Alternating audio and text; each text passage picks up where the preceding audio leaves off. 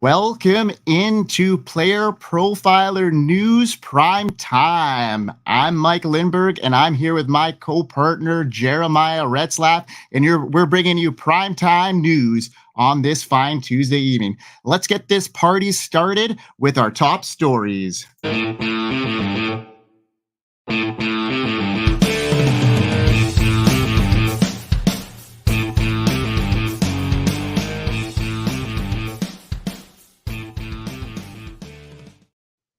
So, Jeremiah, Tua's next in line. I'm thinking as the contracts are falling in the domino aspect here. We just had Trevor Lawrence's contract fall the last couple weeks here. What is going to happen in Miami? What do you think is going to happen with this Tua contract? There has got a lot of press going on these last couple days here with the Tua contract. So tell us all about it, my man. So it's the elephant in the room. Meanwhile, Tua is a Dolphin. So the bearish side, the bullish side, the bearish side, and the elephant in the room is the injury history for Tua, particularly his concussions. What amount of guaranteed money do the Dolphins give Tua? While market value and increased revenue at the quarterback position has quarterbacks getting more than we rationally can fathom, the Dolphins seem to be pushing back just a little bit to negotiate against some of this injury fear. Now, the bullish side. Tua was QB9 in fantasy football in 2023. Tua was 9th in pass attempts and deep balls thrown. Tua was number 1 in deep ball accuracy rating. It is great to have Tyreek Hill and Jalen Waddle. There are some reinforcements. Jonnu Smith is in town. OBJ, Malik Washington. An electric backfield with Achane and Mostert has gotten even more charged up with rookie running back speedster Jalen Wright from Tennessee.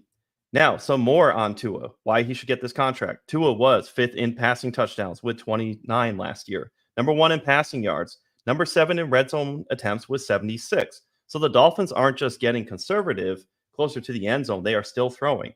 Tua was number 2 in yards per attempt with 8.3, 6th in true passer rating, 7th in expected points added.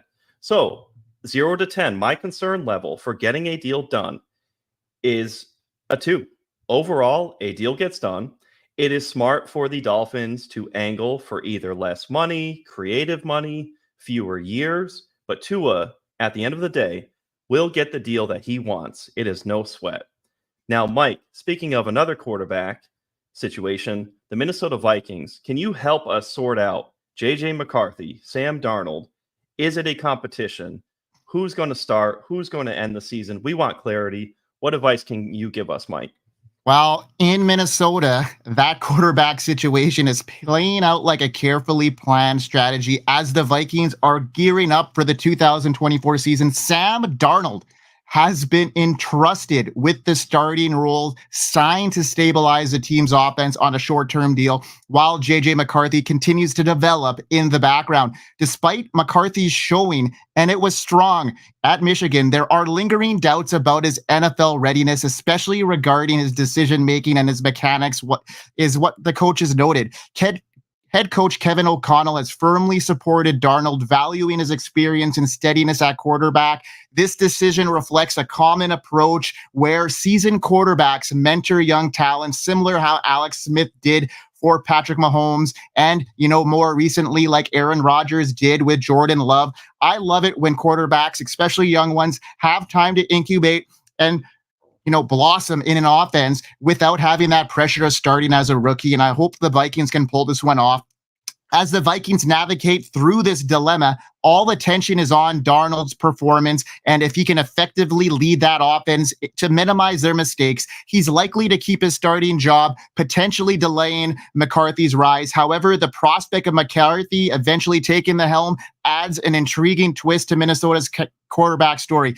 We're looking at here like a competition that could evolve into something more if Darnold doesn't, perform at a level that they're looking for. So he's going to be on a tight leash, but it's his job to lose is what I gather right now. In 2024, Sam Darnold stepping in as the Vikings quarterback. Fantasy managers are closely watching this shift and how it will affect superstore wide receiver Justin Jefferson. Darnold signed to a one-year deal, isn't a long-term situation, and they drafted McCarthy like we talked about. This is going to be a situation, I think, that Jefferson is going to be quarterback proof no matter who it is. It's the secondary guys that we really got to worry about in this situation. Either quarterback's going to be able to get Jefferson the ball. I have no doubt about that. It's these secondary pieces. It's like the TJ Hawkinsons when he comes back from his injury. But the other guy that I'm really intrigued about and how it'll affect him, and that is Jordan Addison, my friend. What do you got on Jordan Addison, Jeremiah? Do you think that he is going to have a thriving role year 2? He had an impressive rookie season. Like he came out of the gate, especially with Justin Jefferson down.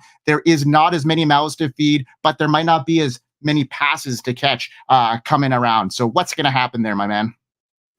I love it. Jordan Addison, very tough right now to sell in Dynasty. Jordan Addison is going in the 6th round on Underdog as wide receiver 39. Contrast this to being wide receiver 23 in 2023. So there's a value hedge there. Recall, Jordan Addison is a little undersized, right? 5'11", 173 for his weight, and he runs a 4.49 40-yard dash. Addison had 911 receiving yards as a rookie. Recall Devonta Smith, when Devonta Smith had 916 yards as a rookie. Very comparable. The Jeffersons, Jamar Chases, most recently Puka Nacua, rookie seasons, they throw off what we realize as excellent showings for rookie receivers. Jordan Addison, albeit undersized, right? 14th in red zone targets, and he scored 10 touchdowns. Not bad for an undersized receiver. Jordan Addison was sneakily 7th in total route wins with 275. He was also the wide receiver #1 overall for the week twice, so he is capable of boom weeks. Remember that game versus 49ers on Primetime on national television? And then the Bengals game, it was a Saturday Island game in December. People remember that more vividly. The bearish cases made will be, as you alluded to in your QB discussion, how will Addison fare with Sam Darnold and or JJ McCarthy at QB? That does remain to be seen. And then you have the narrative of Addison was only good without Justin Jefferson. Well, TJ Hawkinson has a good probability of missing the first half of the season. This will give Jordan Addison the inside track to be the #2 target in the offense behind Justin Jefferson. Jordan Addison is a tough sell in Dynasty. The fears are well known. The way to play Jordan Addison is to wait until the season starts because it's tough to sell right now. It's not a liquid market. When Jordan Addison has a few impressive games, you'll be able to find a wholly liquid market in being able to sell. All right. You will need the dynasty discipline between TJ Hawkinson's return and the good games that Jordan Addison has early on in the season to sell in that moment, as it will be easy to get drawn back into. Well, Jordan Addison had an impressive rookie season. He had first round draft capital and then that week winning upside. And then I think I hear something.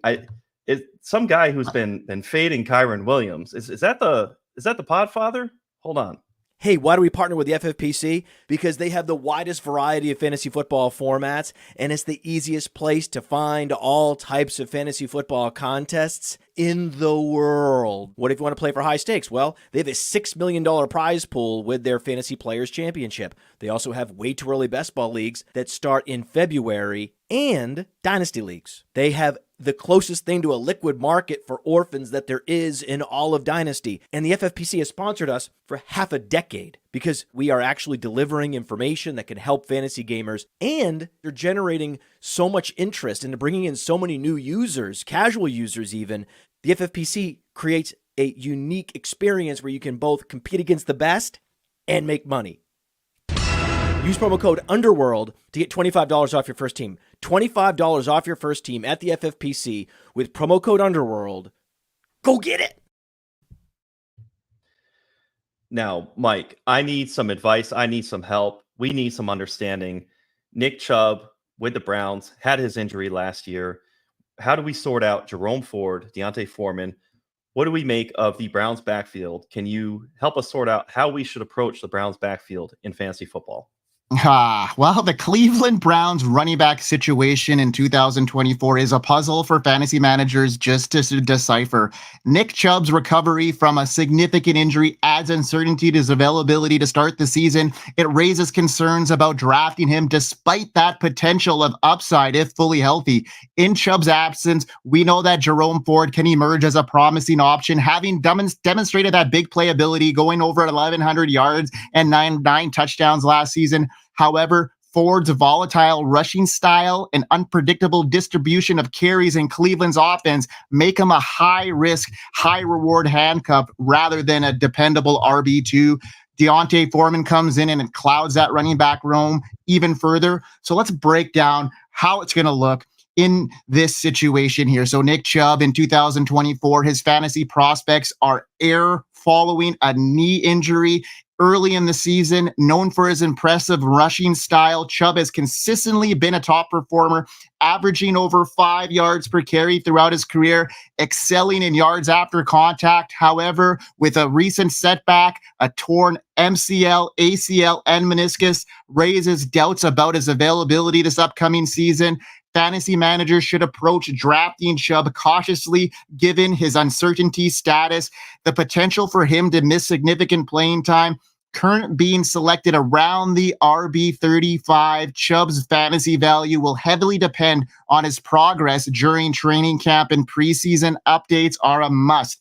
If he continues to recover well, he could present a valuable late round opportunity. However, due to his inherent risks involved, it's advisable to view him more as a luxury pick than a dependable starter when planning for 2024. As for Jerome Ford, he could find himself as the starter once again for the Cleveland Browns, depending on how that recovery to Nick Chubb goes.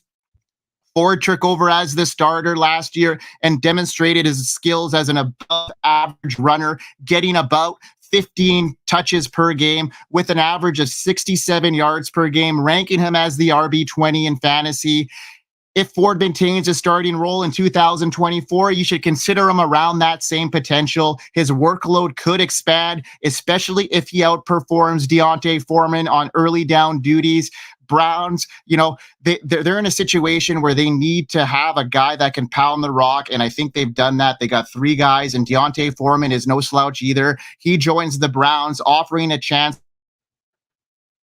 to roll along. Potentially, it could be a guy that could take on a role, especially if, Nick Chubb's recovery isn't good. Currently, he's being ranked as the RB64 in half PPR leagues. He's being drafted around the pick 200. He might be worth a dart throw later on, but I'm guessing that this is Jerome Ford's backfield to start the year, and Foreman will just be a complimentary guy until Nick Chubb is completely healthy.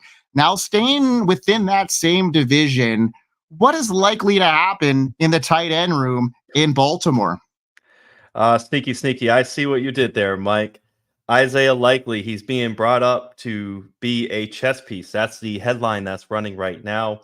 Could Isaiah Likely eat into Mark Andrews some?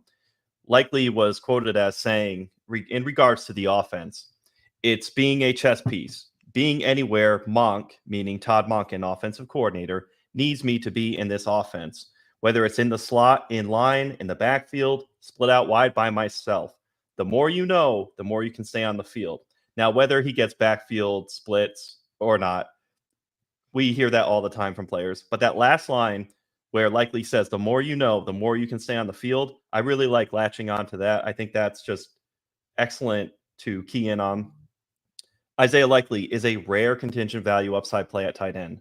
Week 11 versus the Bengals. Remember, Mark Andrews suffered the fractured fibula from the hip drop tackle. From Week 11 to the AFC Championship game, Isaiah Likely was 80% higher in routes run. Take out Week 18 versus Steelers as the exception. He had a lower snap share and route runs there. From Week 14 to 18, 4 out of 5 weeks, Isaiah Likely was the tight end 9 or better, with 3 of those weeks being in the top 5. I expect, and you can expect, more 12 personnel for what is the best tight end duo in the league. The NFL works in cycles, and as far as packages and personnel goes, I anticipate the Ravens putting Likely and Andrews on the field together as much as possible. Another offense who will implement this will be the Raiders with Brock Bowers and Michael Mayer. We hear about Lamar Jackson and whether or not he can support a top 12 wide receiver or even multiple weapons in an offense. My bold prediction, Lamar Jackson supports 2 top 12 tight ends in the Todd Monken offense. You can get Isaiah Likely right now as tight end 23 on Underdog in the 15th round. Now, speaking of a little bit of a crowd and how we handle crowds and rooms where we try to navigate, Mike, fantasy gamers are trying to make the most and see any signal they can into the Seattle Seahawks with new things going on in their offense between DK Metcalf. Can JSN trickle up in his second year and break out? Is Tyler Lockett still the value play? How do you sort out, Mike, when you're drafting the Seahawks wide receiver trio? Well, yeah. Is 3 a crowd? Well, it might be when you're thinking about a quarterback. Can a certain quarterback withhold 3 top guys? Very few of them in the league can, and I don't think Geno Smith falls into that category. So, there's going to be an odd man out there. And this Seattle Seahawks wide receiver crew for 2024 is a mix of promise and unpredictability. DK Metcalf hitting his stride at 27 brings explosive playmaking ability. His career best 16.9 yards after the catch. Yards per catch in 2023, but he's got some consistency output. Jackson Smith-Njigba, after a very, so-so rookie year, can he carve out a bigger role? Well, Metcalf is slated for another 120 targets. We're looking at Lockett potentially at another 100. So where does that leave JSN? Maybe around the 100 mark.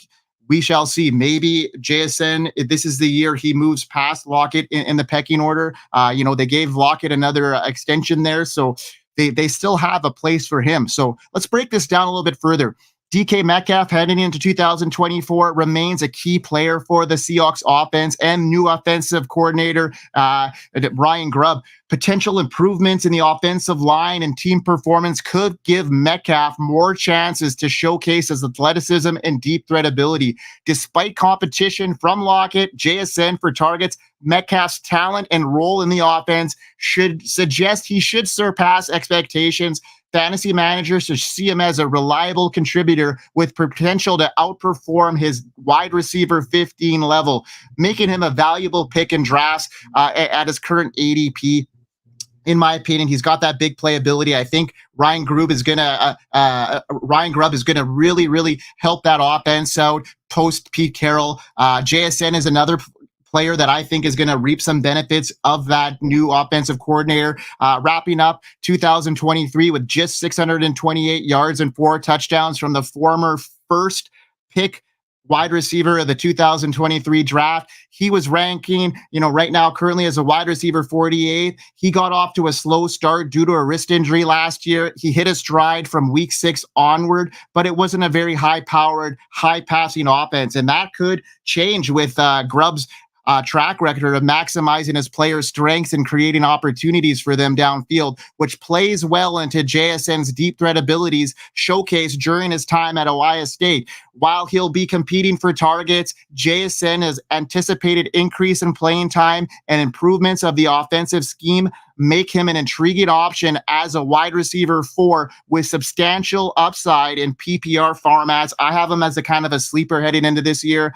I'm not so high on Tyler Lockett. I think this might be the year he kind of hits his dip. He has a 22% target share throughout his career there, and he's got over 1,300 air yards, recording just under 900 yards and 79 receptions last year. I don't see that happening again, but I could be wrong. Having previously, strung together 5 consecutive 1,000-yard seasons, I think it's going to be this year that his decline is going to happen, and it's going to coincide with JSN's emergence. So if you were to ask me how that wide receiver room is going to play out, that's how I play it out. And I'm also pretty high on Kenneth Walker going into this season as well. I like that a lot. Now, talk about a team that's in flux, a team that is, in a very new system, a brand new head coach.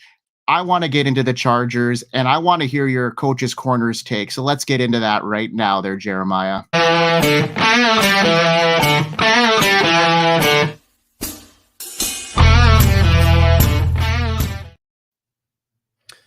So, how about some fireworks for the 4th of July? In prior years, we've thought of the Chargers as a fireworks offense heading into 2024 with Jim Harbaugh and Greg Roman. Not so much. Now, let's run down in underdog. Lab McConkey, round 6, 4.39 40-yard dash, Georgia pedigree. We saw McConkey excel on the highest stage in college. He is getting rave reviews by Justin Herbert. This game can be really easy sometimes. If the guy throwing you the football is singing your praises, it is an excellent sign. Joshua Palmer goes in round 9, 107 targets in 2022 to 61 targets in 2023. While vacated targets are a fallacy and targets are earned, we can see that Palmer in 2022 earned 107 targets and had 72 receptions. This would absolutely help Palmer pay off his round 9 price. Now turn to Gus Edwards at the 10-11 turn. Socratic method question to drafters is, why can't Gus Edwards score 15 touchdowns this year in the Greg Roman offense? Gus is sidelined until training camp. Edwards is expected to be back by training camp. I trust his veteran guile to be ready for the season. So scoop the value in drafts for people wary of Edwards and over bullish on Kamani Vidal. Now, Justin Herbert goes at the 11-12 turn. I want to conclude with him, so I'll continue through. Quentin Johnson is in round 13. Can Quentin Johnson get some work in the slot? Can they mix it up, create some mixed matches for Quentin Johnson? I like that for Quentin Johnson to get a boost if they can get a little creative in how they deploy Quentin Johnson. I think there can be something there. It may not return the first round draft capital value, but I think we can get more than what we've gotten. Kamani Vidal at the 13-14 turn. Mike, you sniped Kamani Vidal in a dynasty startup we're in, and the whole room gave you the hat tip. It was excellent. Chef's kiss. All right, we hear about Austin Eckler not wanting 300 carries in the Chargers offense, and as a collective, fantasy gamers attribute those carries automatically over to Kamani Vidal. I am bullish on Vidal. I have 17% of Vidal to 7% Gus Edwards on underdog. Vidal is an excellent click, but expect more of a split backfield with Gus Edwards than you would like to see. So I would just say realistic expectations. Of course, you want every running back that you have to have the contingent value and be a league winner. Understood. J.K. Dobbins goes at the 15-16 turn. Daniel Jeremiah says to draft J.K. Dobbins. Daniel Jeremiah and Bucky Brooks have such a depth of wisdom. So if they say something, I am keen to consider it. In this instance, though, I am personally out on J.K. Dobbins. I love Dobbins, a player, and hope he does well. Same thing as a person. I hope he does well in life. But we've been caught by bullish injury recovery before with J.K. Dobbins. So I'm playing the law of large numbers game with Dobbins, and I am personally out. Now, DJ Chark goes in round 18. When it was supposed to be D.D. Westbrook in Jacksonville, it was DJ Chark. When it was supposed to be Jameson Williams, it was DJ Chark. I love clicking DJ Chark in the last round of underdog drafts. The furthest discount on an already discounted offense in DJ Chark, sign me up. Now, the main event, the person that we all want to talk about and understand better, Justin Herbert. 4 super flex drafts contests on underdog. Herbert is available in the middle of round 3. Herbert's 18.6 fantasy points per game were number 8 at his position in 2023. Last year, Herbert was number 10 in money throws with 20. 12th in deep ball attempts was 60. And his 47 best ball points added was 6th best at quarterback. The Chargers were number 1 in pace of play and number 3 in team pass plays per game. Look for these numbers to drop in 2024 due to the shift in offensive philosophy towards a running game, where Justin Herbert was 8th in fantasy points per game last season and is being drafted now as 17th, as the 17th quarterback off the board. Expect Justin Herbert to find his way somewhere in the middle, making him a perfect back-end QB1 to draft at value. So take the value, and in Dynasty especially, when value presents itself, you have to be there to take it. Otherwise, you run into yesterday's price is not today's price. You start seeing games, film on wax, and production happening, and then Justin Herbert takes the spike back up. So buy low on Justin Herbert and get him at his ADP. And as we trickle through the cases that I made for the Chargers, appropriate apply. I'm not in on Dobbins. I'm in on Vidal and Edwards. But that's my take on the backfield. A lot of people are so much in on Vidal. So just have some food for thought that it could be more of a committee. And I really do love me some Ladd McConkey. Love clicking him there. He's not, we said it, I think, a week or two ago.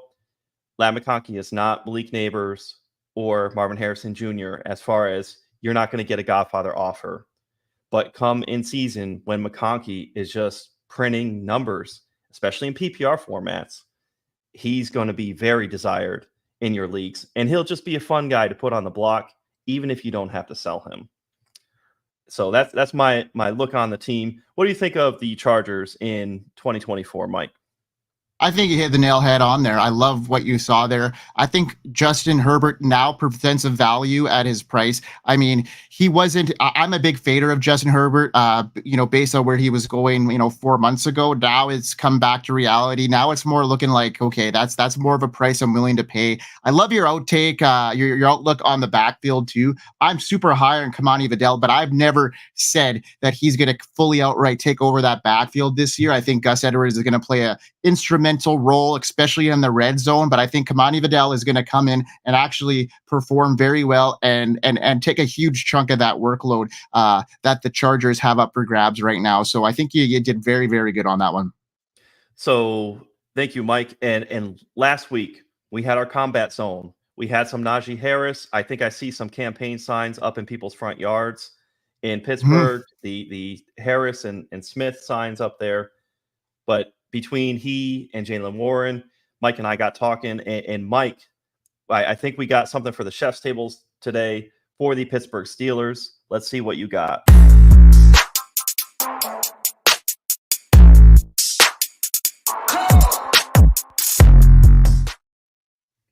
Shout out to all the live viewers right now. We appreciate y'all tuning in. Our show is number 3 right now. We appreciate everybody, the constant support. It's growing. Keep hitting that subscribe button. Keep growing our YouTube channel. Player Profiler News. We need to get that channel up to 500 subscriptions before the end of summer. It's almost there. So please hit that subscribe for us. Now let's get into the chef's table. And what I have cooking today is talking about the Steelers. And in his illustrious tenure as the head coach, Mike Tomlin has steered the Steelers to consistent success, never recording a losing season and making the playoffs in almost every season. Despite a challenging AFC North, the Steelers still managed a 10-7 record last season, highlighting their resilience despite their quarterback play. Now the burning question headed into 2024, how that quarterback room will shake up. We know that Russell Wilson and Justin Fields were both brought in. Both Fields and Wilson bring distinct strengths to the table. Wilson showcased efficiency with 3,000 yards, 26 touchdowns last season, whereas Fields' dynamic playmaking style includes rushing prowess, evidence of his 657 and 4 touchdowns on the ground. The preseason battle will determine who leads the Steelers. Obviously, they brought Russell Wilson in to lead the charge. He's projected for about 4,000 yards, 25 touchdowns if he plays all the games this year. His current status and competition, he leads, he leads the charge headed into this season as the likely starter. Wilson joining the Steelers is a big deal for their passing game. His experience, his knack for big plays, seen him during his time with the Seahawks and a little bit during the Broncos tenure, could elevate receivers, especially George Pickens, who I'm high on headed into this year. The passing production, Wilson is expected to throw around almost 4,000 yards based on his season last year. His deep passing ability could see a significant boost with Pittsburgh's air attack. His rushing contribution, while not known for his rushing upside lately, he has the ability to occasionally run. He's got some fantasy value in redraft leagues if he fits that lower mid-tier quarterback too, if you're playing in Superflex. In dynasty leagues, despite his age, reduced rushing, Wilson remains a viable option at this stage of his career. Wilson's arrival brings optimism to the passing game. Now let's talk about Justin Fields and how he can maybe contribute heading into this season. There is some impact there we have to see about how that quarterback room will shake out. But we know that Wilson is on a tight leash, and Fields could see an impact right away if Wilson doesn't perform early. His dual threat skills make him an intriguing. Although he starts the season behind Wilson, he has some production as a passer. Minimal. He did throw for almost 200 passing yards per game last year, demonstrating his ability to move the ball. His rushing contribution, while his rushing is dropped, he will have that opportunity. He's just a flyer right now. He's a guy that if you're in a dynasty league and you think that he has an opportunity to take on that lead role come mid-season, which some people are, banking on, I'm not so sure. I think they're bringing Russell Wilson in, and I think that they're going to give him a pretty tight leash, considering a pretty long leash, considering who they've had in the past at their quarterback position post, Ben Roethlisberger, and they've seen success. Now, we talked about that running back room last week in depth. We're both very high on both these guys at their ADP. That was a pretty good combat last week. I thought we both got a good jab in on each other, but in reality, we're both winners in that one, because both those guys, if they perform the way we think they are going to provide value at their ADPs. So I think both those guys are going to see a lot of work in that Arthur Smith offense, and I really am intrigued about how their pass catchers are going to play out and what that wide receiver room is going to be like. We talk about George Pickens. We know this is going to be his breakout year. People are talking about he's only seen it climb up, and now he's in a stage where he's performed a lot better. His route running has improved quite a bit, and that deep threat ability, I'm excited to see what this guy can do in that offense. Now, secondary, who's going to be the number 2 target in that offense? And I think it's going to be Pat Freiermuth coming back as that tight end. He had some issues last year. I think that had a lot to do with quarterback play. Some injury happened there as well. So we're looking at Pat Freiermuth, in my opinion, to be that number 2 guy, because he's got that report in that offense. He's kind of that veteran presence now, because the number 2 guy behind George Pickens is going to be either Calvin Austin or Roman Wilson. Calvin Austin, they both have very similar profiles. They're both speedsters. They're slot guys that, one of them is going to get that slot role, which is going to be pretty meaningful, because there's a lot of vacated targets in that offense left behind by Deontay Johnson. So I'm expecting right now for Mike Tomlin to go with the guy that's been in the offense already. They're going to give it to a guy that, like Calvin Austin, who's got very similar draft capital than Roman Wilson. They're almost the same. So let's give it to the guy that has already proven himself a little bit. He's a special teams contributor as well. So I see that shaking out as Calvin Austin getting that number 2 role to start the year. And Roman Wilson is going to have to play some time to get into that.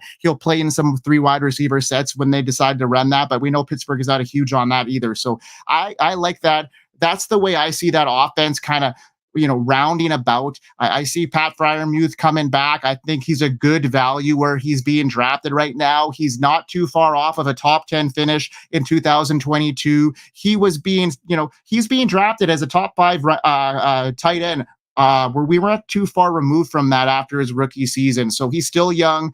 We know tight ends develop later on. They got a better passing game now. So I see a resurgence here from Pat Freiermuth, and I think he's going to have a little bit better 2024, and I could see him being number 2 in targets in that offense. I think it's time to take the gloves off here, Jeremiah. Are you ready to combat? I think this week's Combat Zone is a fun one.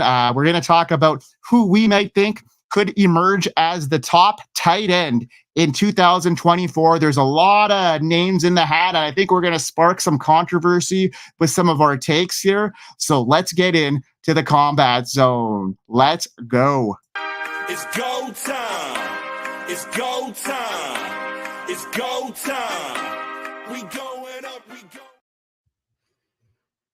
All right, so let's just start it right off. I'm going to go with Trey McBride. We're talking who's going to be the tight end 1 in 2024. Trey McBride, when you put context to Trey McBride's 2023 breakout, his 2024 outlook is mouthwatering. Again, Trey McBride will be the tight end 1 in 2024. Recall that Kyler Murray played 8 games in 2023. The Cardinals sacrificed Clayton Tune in Cleveland, week 9. You can't tell me anything different. He was just put out there for slaughter. Before Kyler returned, Week 10 against the Falcons. Who would want to go out to Cleveland for their first game against that defense, right? Week 8 and onward, McBride's snap share was 70% or higher, where with Zach Ertz, Trey McBride's highest snap share was 60.5%. So all in all, Trey McBride was splitting snap share with Zach Ertz for the first 7 games, and then Kyler Murray played the last 8 games of the season. All in all, with that in hand, Trey McBride ended the season as the tight end 7. So here's some numbers for Trey McBride. 81 receptions on 106 targets in 17 games. Number 1 in target rate with 26.1%. Number 6 in targets with 106. Number 9 in target share with 19.6%. Number 8 in air yards with 633. Number 2 in yards per route run with 2.03. Number 6 in yards per team pass attempt with 1.49. Number 3 in true catch rate at 94.2%. Give me 17 games with a healthy Kyler Murray with Trey McBride, and give or take, there could be a game or 2 miss. And Trey McBride is your tight end 1 in 2024. Book it. What do you got for me, Mike?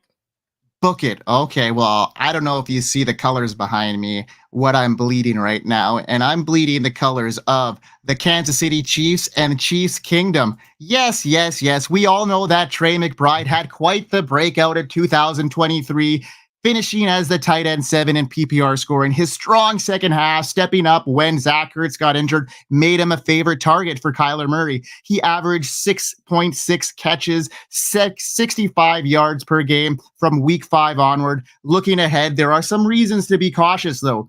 Rookie tight ends historically face challenges in fantasy football. Since 2000, only Evan Ingram exceeded 600 receiving yards, and 50 plus catches, scored 6 or more touchdowns. This suggests McBride to replicate and surpass his breakout might be just a little too optimistic. McBride's situation at Arizona presents its own hurdles. Despite his chemistry with Murray, the Cardinals drafted Marvin Harrison Jr., signaling a little bit of a potential shift in opportunity.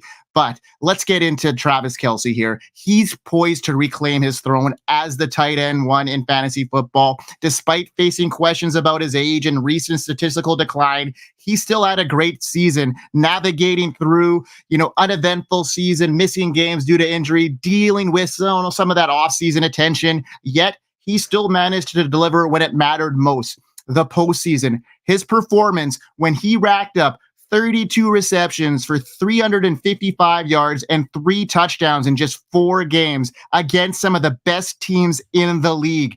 Kelce's regular season output in 2024 was still impressive. He finished with 93 receptions, almost 1,000 yards, and 5 touchdowns, only playing 15 games.